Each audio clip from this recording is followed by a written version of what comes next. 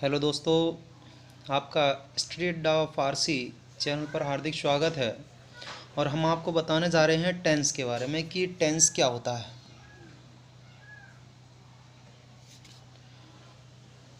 तो आइए हम चलते हैं सबसे पहले टेंस पर। आपका 3 महीने का कोर्स मात्र 15 मिनट में कंप्लीट हो जाएगा और आप देखेंगे कि बेटर तरीके से सीखने का भी आपको नया अंदाज़ मिलेगा। तो चलते हैं टेंस। टेंस को हम हिंदी में बोलते हैं काल। क्या बोलते हैं? काल। और काल हमारा होता है समय। क्या होता है? समय। तो समय के आधार पर हमारे जो टेंस होते हैं वो कितने प्रकार के होते हैं? तो वो 3 प्रकार के होते हैं। यहाँ पे देख सकते हो टेंस ये लिखा हुआ है, इसका मतलब है सीधा सीधा काल। जिस कार्य के समय की जानकारी मिलती है उसे टेंस कहते हैं। टेंस 3 प्रकार के होते हैं। तो ऑलरेडी मैंने तुम्हें बता दिया कि टेंस 3 प्रकार के होते हैं। चलिए आगे बढ़ते हैं।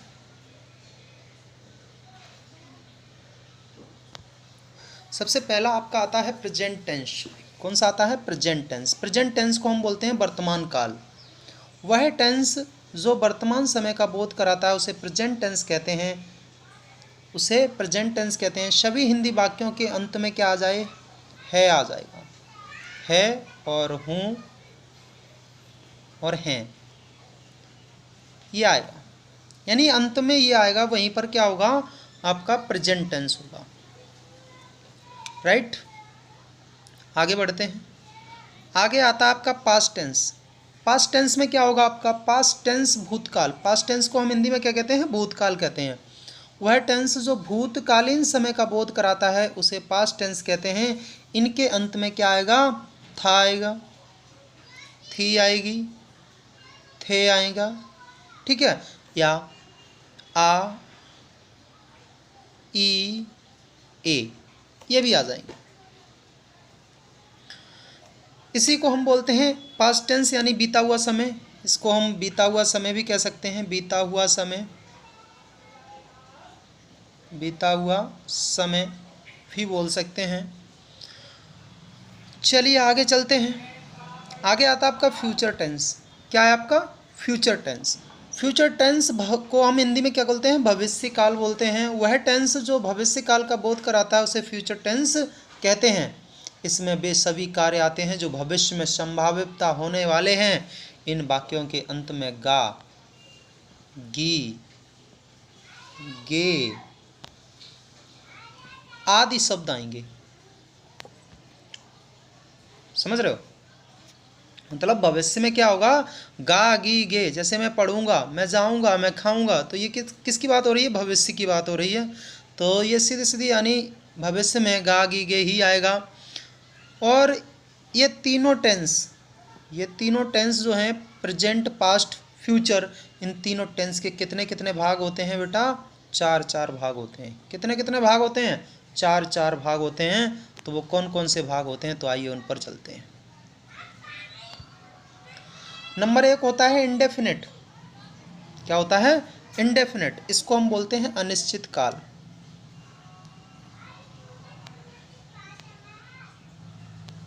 अनिश्चित काल। नंबर 2 आपका होता है कंटिन्यूस। कंटिन्यूस को हम बोलते हैं प्रगति काल। क्या बोलते हैं? प्रगति काल, प्रगतिशील काल। परफेक्ट को हम क्या बोलते हैं? पूर्ण काल। क्या बोलते हैं इसको? पूर्ण काल।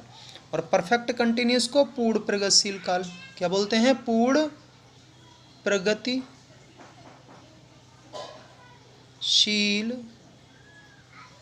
काल। समझे? आगे चलते हैं। तो ये चारों टेंसेस के भाग होते हैं। ये प्रेजेंट के भी होंगे और ये पास्ट के भी होंगे और ये फ्यूचर के भी होंगे। मतलब तीनों टेंसेस के ये 4 काल होते हैं, अलग अलग बटे हुए होते हैं। तो सबसे पहले हम इनके टेंसेस की दृष्टि से बाकी के 4 प्रकार होते हैं उनको देखते हैं किस किस प्रकार से होते हैं। तो अफर्मेटिव होता है, निगेटिव होता है, इंटरोगेटिव होता है, इंटरोगेटिव निगेटिव होता है। तो इन चारों को देखते हैं क्या क्या होता है इन चारों जो में, क्या क्या किस किस प्रकार से इनका हम फैक्टराइजेशन बनाते हैं। चलिए चलते हैं। देखिए अफर्मेटिव या असर्टिव या सिंपल सेंटेंस, इनको तीनों नाम दे सकते हैं, तीनों प्रकार से इनको कह सकते हैं। तो इनका जो स्ट्रक्चर होता है, इनका जो संरचना होती है, इनका जो ढांचा होता है, संरचना लिख दे रहे हैं, इनकी जो संरचना होती है वो क्या होती है, सबसे पहले आपका सब्जेक्ट लाना होगा। असर्टिव में सबसे पहले सब्जेक्ट लाना ही लाना होगा। उसके बाद आपको एच बी यानी हेल्पिंग वर्ब क्या लानी होगी, हेल्पिंग वर्ब लानी होगी।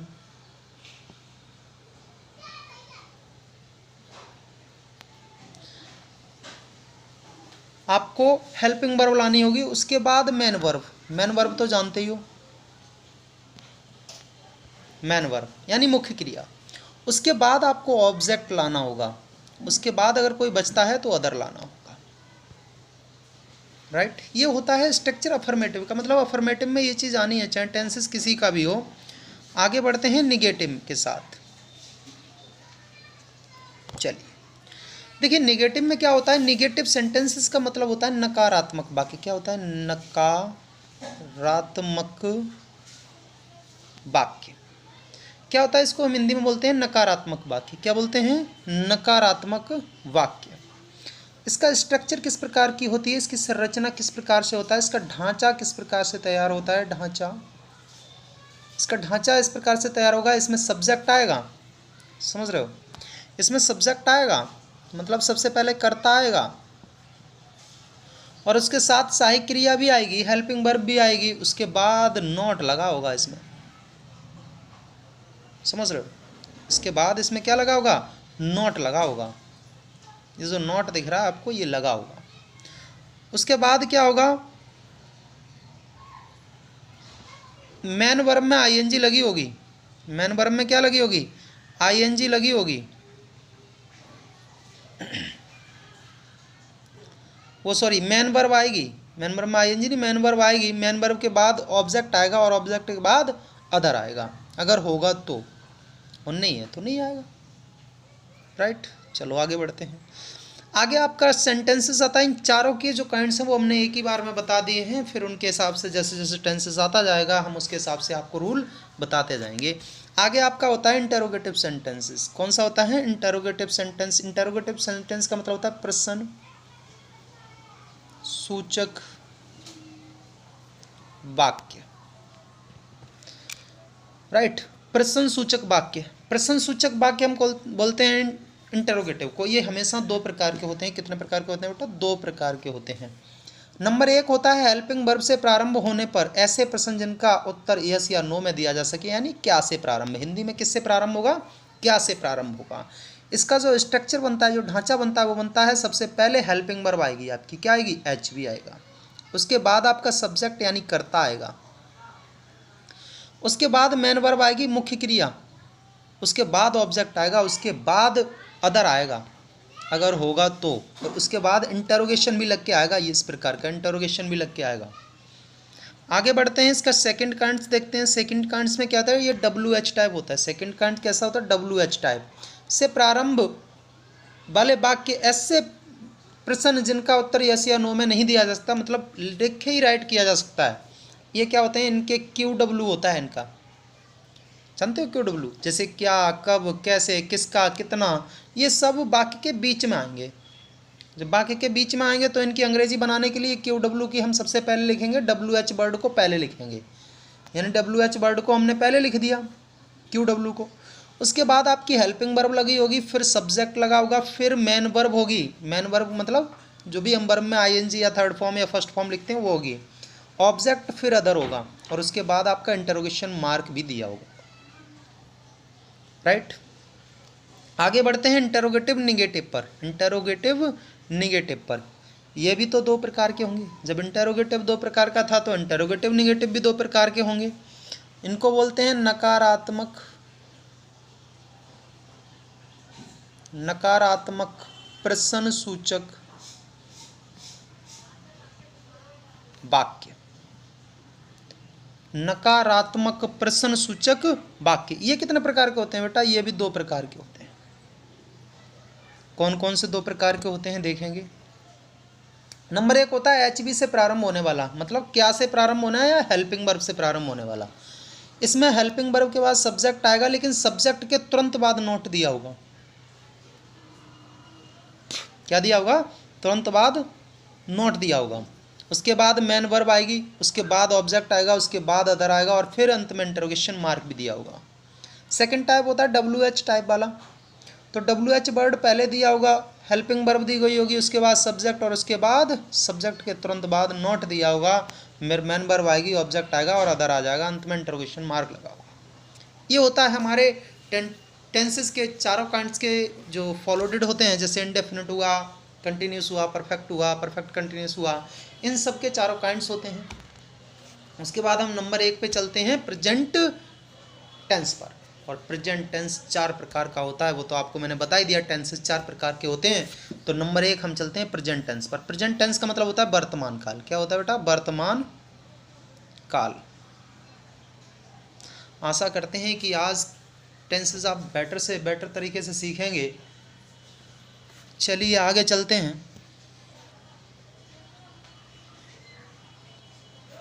आगे आपका प्रेजेंट टेंस में आता है प्रेजेंट इंडेफिनिट टेंस। क्या आता है? Present indefinite tense. इसमें क्या होता है, इसका अगर मैं पहचान बताऊं तो हिंदी में पहचान इसकी होती है, सामान्यतः हिंदी वाक्यों के अंत में ता है। क्या आता है? ता है, ती है, ते हैं, ता हूँ, इस प्रकार के आदि शब्द वाक्य के अंत में आएंगे। कहाँ पर आएंगे बेटा? आदि वाक्य के अंत में आएंगे। होगा क्या? आगे बढ़ते हैं। इसमें एडवर्बल्स होगा जो आपका daily, everyday, usually, often, always, sometimes, generally, इन सब का प्रयोग इसमें हो जाएगा। अब इसकी हेल्पिंग वर्ब की बात करते हैं तो इस टेंस में साधारण वाक्य में हेल्पिंग वर्ब का प्रयोग नहीं होता है, ये तो आप लोगों को पता ही है। क्या करते हैं हम? एस या एस का प्रयोग करते हैं।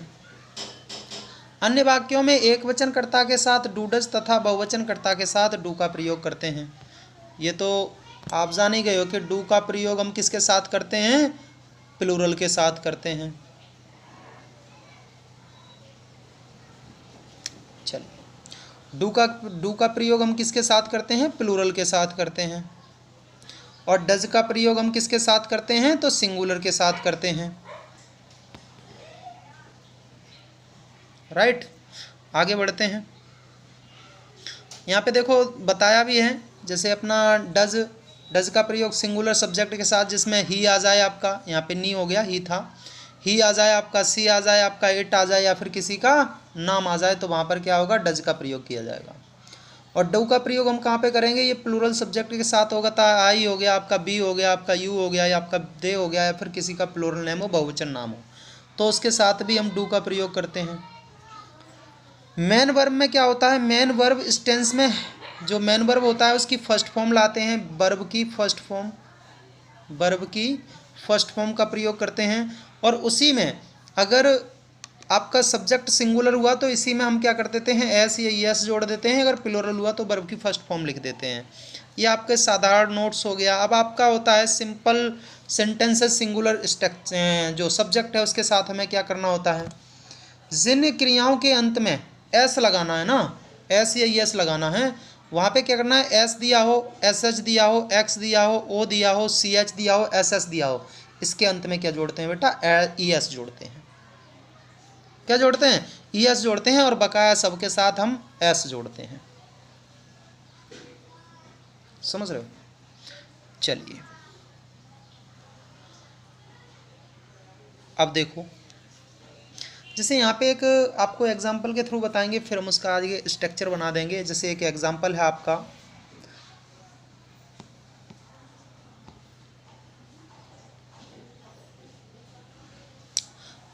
भारत ने श्रीलंका को 161 रन से हराया। अगर मैं इसको करूँगा तो कैसे कराना? हराना का मतलब होता है डिफीट। क्या होता है? डिफीट। डिफीट माने हराना। अब किसको हराया? श्रीलंका को। किसने हराया? भारत ने। तो क्या होगा? सबसे पहले किसने हराया? भारत ने हराया, तो इंडिया। हराना की डिफीट्स होती है तो डिफीट होती है तो डिफीट्स हो जाएगा, डिफीट्स। किसको हराया? श्रीलंका। श्रीलंका कितने रन से हराया? तो 161 रन से, बाई 161 रन्स। राइट। आगे आपको दिया भी गया है कि India defeats Sri Lanka, India defeats Sri Lanka by 161 runs. आगे चलते हैं।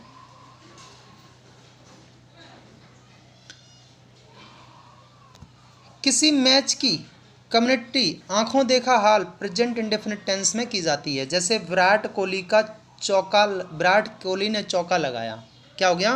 विराट कोहली ने चौका लगाया। तो चौका लगाने की होती है लगाना, जैसे मारना, तो मारते तो हिट मारेंगे तभी तो चौका लगेगा। तो मारना की होती है हिट। क्या होती है? हिट। तो आपका किसने चौका लगाया? तो विराट ने लगाया। तो विराट आपका सब्जेक्ट हो गया। विराट आपका सब्जेक्ट हो गया। तो क्या किया उसने? चौका लगाया। चौका लगाया ना, तो हिट आपकी वर्ब हो गई, है ना। और जो चौका लगाया ना वो आपका ऑब्जेक्ट हो गया। तो जब इसको आप बनाओगे तो कैसे करके बनेगा? तो विराट कोहली हिट, तो सिंगुलर है ना, अकेला विराट है ना, तो हिट्स किसको मारा? फॉर, FOUR, है ना।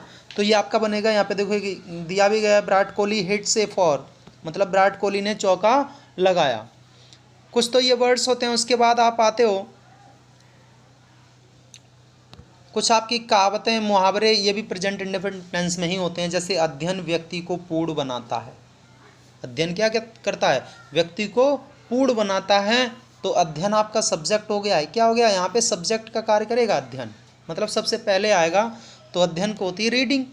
तो क्या हो जाएगा? रीडिंग।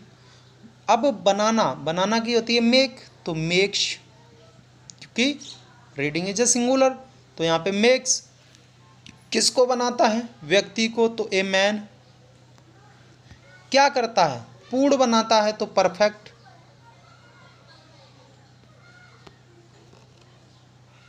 यहाँ पे देखो आपको दिया भी गया है। क्या दिया गया है? Reading makes a man perfect, बता रहा है। आगे बढ़ते हैं। रूल हम आपको बताएंगे अफर्मेटिव का, लेकिन इससे पहले जो इसके अंदर फैक्ट आते हैं, जो इसके अंदर जो कहावतें आ जाती हैं, जो भी कथन आ जाते हैं, उनको बता दें। देखो क्या होता है इसके अंदर। यदि किसी कथन में वैज्ञानिकता, साइंटिफिक फैक्ट्स पाया जाए तो उस कथन को प्रेजेंट इंडेफिनिट टेंस में ही रखते हैं। जैसे हाइड्रोजन और ऑक्सीजन पानी बनाते हैं। जैसे हाइड्रोजन और ऑक्सीजन पानी बनाते हैं, तो हाइड्रोजन और ऑक्सीजन, हाइड्रोजन एंड ऑक्सीजन। अब बनाना की होती है मेक, दो हो गए ना, प्लूरल हो गया, तो क्या हो जाएगा? Make water. Hydrogen and oxygen make water, मतलब हाइड्रोजन और ऑक्सीजन क्या बनाते हैं? पानी बनाते हैं। तो हाइड्रोजन और ऑक्सीजन मिलके पानी बना रहे हैं, तो ये प्लूरल हो गया आपका। प्लूरल के साथ हमेशा वर्ब की फर्स्ट फॉर्म आती है, तो इसलिए यहाँ पे मेक आया। तो मेक्स हो गया। आगे बढ़ते हैं।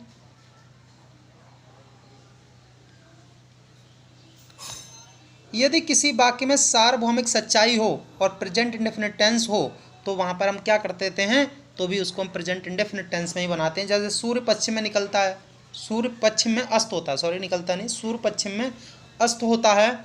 तो क्या हो जाएगा? सूर्य तो आपका सब्जेक्ट हो गया, तो द सन। अस्त होना की होती है सेट, छुप रहा है, तो सन अकेला है बेचारा, तो सेट्स हो जाएगा। क्या हो जाएगा? आप सेट्स हो जाएगा। अब कहाँ पश्चिम में? पश्चिम की वेस्ट होती, तो in the west, WEST, west, in the west. तो ये आपका बन गया। यहाँ पे लिखा भी है the sun sets in the west, लिखा है। तो द सन सब्जेक्ट हो गया आपका, सेट आपका वर्ब हो गया, वेस्ट आपका ऑब्जेक्ट हो गया। तो सब्जेक्ट ऑब्जेक्ट वर्ब, ये क्रिया चलती रहती है। तो अब हम आते हैं उसके बाद में अफर्मेटिव सेंटेंस पे। किस पे आते हैं? अफर्मेटिव सेंटेंसेस पे। अफर्मेटिव सेंटेंस देखो बेटा क्या कहता है। अफर्मेटिव सेंटेंसेस का जो फॉर्मूला होता है, जो रूल होता है, वो क्या होता है? उसमें सबसे पहले आपको सब्जेक्ट लगाना होगा, सबसे पहले आपको कर्ता लगाना होगा, उसके बाद मेन वर्ब लगानी होगी। अगर बहुवचन है, यदि एक वचन है तो उसमें क्या करना है, वर्ब में एस लगानी है, और बहुवचन है तो उसकी वर्ब की फर्स्ट फॉर्म लगानी है, और अगर प्लूरल है तो इसी में एस या ईएस लगा देनी है। सिंगुलर है तो, प्लूरल है तो फर्स्ट फॉर्म आनी है, सिंगुलर है तो एस ईएस आनी है। उसके बाद हमें क्या करना है, ऑब्जेक्ट लगाना है और उसके बाद अदर लिखना है। ये आपका अफर्मेटिव का रूल होता है। क्या होता है, अफर्मेटिव का रूल होता है। जैसे यहाँ पे दिया भी गया है सब्जेक्ट मेन वर्ब फर्स्ट, कब, जब बहुवचन होगा तब। Main verb first S E S, कब, जब एक वचन होगा तब। उसके बाद ऑब्जेक्ट, उसके बाद अदर। ये सब कंडीशन लगानी होगी। आगे बढ़ते हैं तो आगे देखोगे आप, एक बार साफ में देख लो सही से। सब्जेक्ट मेन वर्ब की फर्स्ट फॉर्म कब लगाएंगे, जब प्लूरल होगा यानी बहुवचन होगा तब। मेन वर्ब फर्स्ट फॉर्म में एस ई एस कब लगाएंगे, जब एक वचन होगा तब, सिंगुलर होगा तब। उसके बाद ऑब्जेक्ट, उसके बाद ईटीसी। जैसे वह हमेशा सच बोलती है, वह हमेशा सच बोलती है, तो हमें छांटना होगा कौन सच बोलती है, तो निकल के आ रहा है वह, यानी सी। सी हमेशा क्या करती है, तो बोलती है। क्या करती है, बोलती है, तो स्पीक करती है। क्या करती है, स्पीक करती है। कैसा बोलती है, ट्रुथ बोलती है, यानी सत्य बोलती है, तो यहाँ पे ट्रुथ हो जाएगा। कब बोलती है, हमेशा बोलती है, तो यहाँ पे ऑलवेज आ जाएगा। इसको अगर बनाया जाएगा तो सी सिंगुलर है यानी एक वचन है, तो आपके एक वचन में मैंने ऑलरेडी बता दिया कि इसमें एस ई एस लगाते हैं। ये भी बता दिया कि ई एस कब लगाते हैं और एस कब लगाते हैं। तो ऊपर दिया था एस एच हो, एस हो, डबल एस हो, तो उनके लिए हम क्या करते हैं, ई एस लगा देते हैं। अन्य होते हैं, एक्स होता है तो ओ हो। तो इसमें क्या लगेगा भाई, कॉन्सोनेंट है, अधिकतर कॉन्सोनेंट में एस जोड़ करके प्लूरल बनाते हैं, लेकिन इस प्लूरल यहाँ बनाना नहीं है, वर्ब में एस ई एस लगानी, तो भाई कंडीशन चलेगी। तो जितने भी कॉन्सोनेंट हैं उनके पीछे एस लग जाएगा। तो यहाँ पे सी स्पीक्स ट्रुथ ऑलवेज, ये जो आपको बताया यही आया। आगे बढ़ते हैं। आगे देखो बता रहा है हम रोजाना क्रिकेट खेलते हैं। कौन क्रिकेट खेलता है, हम यानी बी। हम रोजाना क्या करते हैं, खेलते हैं यानी प्ले करते हैं। हम क्या खेलते हैं, क्या प्ले करते हैं, तो एक क्रिकेट प्ले करते हैं। हम कब क्रिकेट खेलते हैं, तो डेली, यानी रोज क्रिकेट खेलते हैं, तो डेली। यहाँ पे देखो बताया गया, तो आपका सब्जेक्ट हो गया वी, वर्ब हो गई प्ले, ऑब्जेक्ट हो गया क्रिकेट, और जो अदर में लग जाएगा, जो उसका सपोर्टेड होगा, कंप्लीमेंट बना देगा, वो होगा डेली। तो we play cricket daily. B के साथ प्ले क्यों आया, प्लेज क्यों नहीं आया, क्योंकि बी एज ए प्लूरल, 20 बहुवचन है, तो इसके लिए यहाँ पर एस ई एस नहीं आया है, ओनली वर्ब फर्स्ट आएगी। राइट, चलो आगे चलते हैं। रोज़ाना बरसात होती है। क्या यार, रोज़ाना बरसात होती है। एक चीज़ याद रखना, निर्जीव या फिर ऐसी वस्तुओं के लिए जहाँ सब्जेक्टिव इंक्लूड नहीं हो पाता, सब्जेक्ट को हम नहीं ढूंढ पाते हैं, वहाँ पर हम क्या करते हैं, सब्जेक्ट के रूप में इट का प्रयोग करते हैं। किसका प्रयोग करते हैं, इट का प्रयोग करते हैं। अब क्या रोज़ होती है, बरसात रोज़ होती है, तो बरसात, रेन, RAIN, तो ये आपकी वर्ब बन गई है। जो बरसात हो रही है वो आपकी वर्ब बन गई है। और कब होती है, डेली, तो रोज़ की डेली होती है। तो अगर इसको बनाओगे तो it wise a singular, it का प्रयोग किस में होगा, आपका सिंगुलर में होगा, तो यहाँ पे हो जाएगा इट रेन्स डेली। यहाँ पे रैन में एस ई एस लग जाएगी, लेकिन एन कॉन्सोनेंट लास्ट आ रहा है तो इसलिए इसमें एस लगेगा, तो इट रेन्स डेली। चलिए तो आज यहीं तक रखते हैं, अगले वीडियो में यानी अगले दिन मिलते हैं आपको प्रेजेंट इंडेफिनिट के नेगेटिव टेंसेस के साथ।